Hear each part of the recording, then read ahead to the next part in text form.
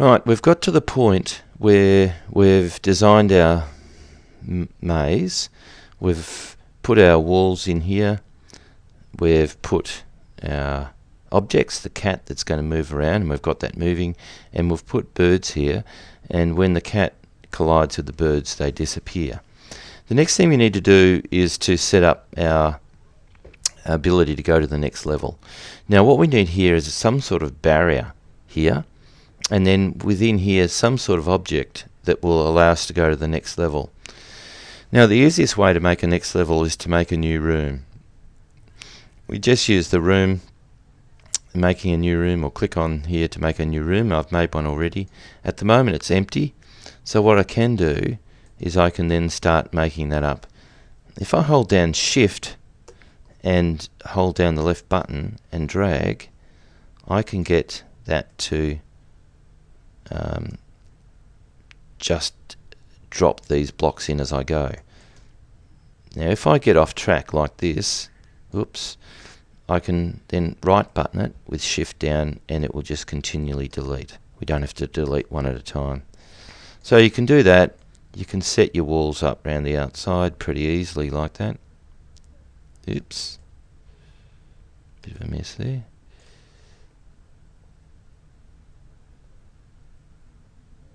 Okay, there's our outside walls, and we can make just some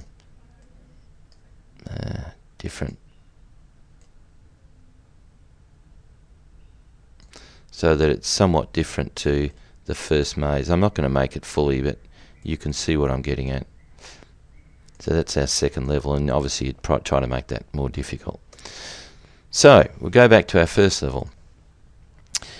Now we need to put a barrier in here. Now I've gone ahead and made a new sprite, so all we did is load a sprite, and I've put a door as a sprite, and also I've obviously made that an object as well.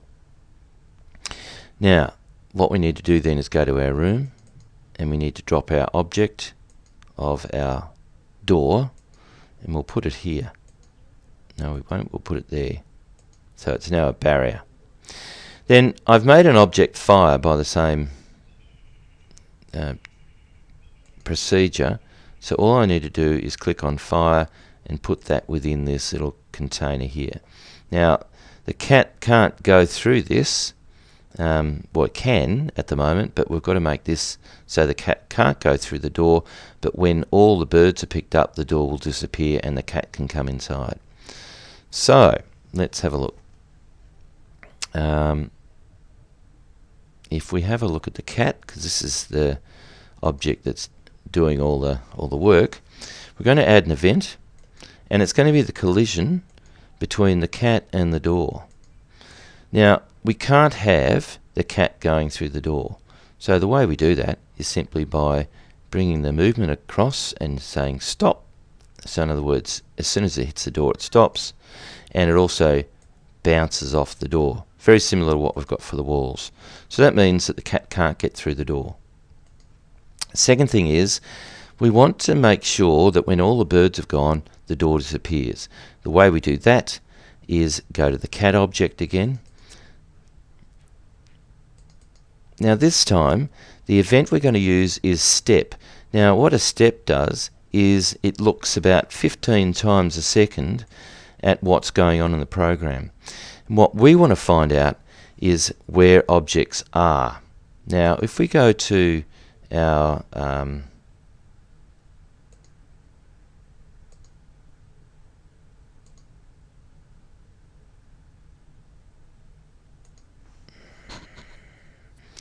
this one here, it tests how many of our objects are on the screen. So if we click this one across, we want to test how many birds are on the screen, and we want it to be equal to number, and if it's equal to number, we want it to get rid of the door, and the way we do that is to drag that across. We want it to get rid of the door object. Okay, so that's how we get rid of the door. The final one is the collision with the fire inside, and we want to go that to the next room. So once that collision has happened, the cat goes to the next room, and that's it.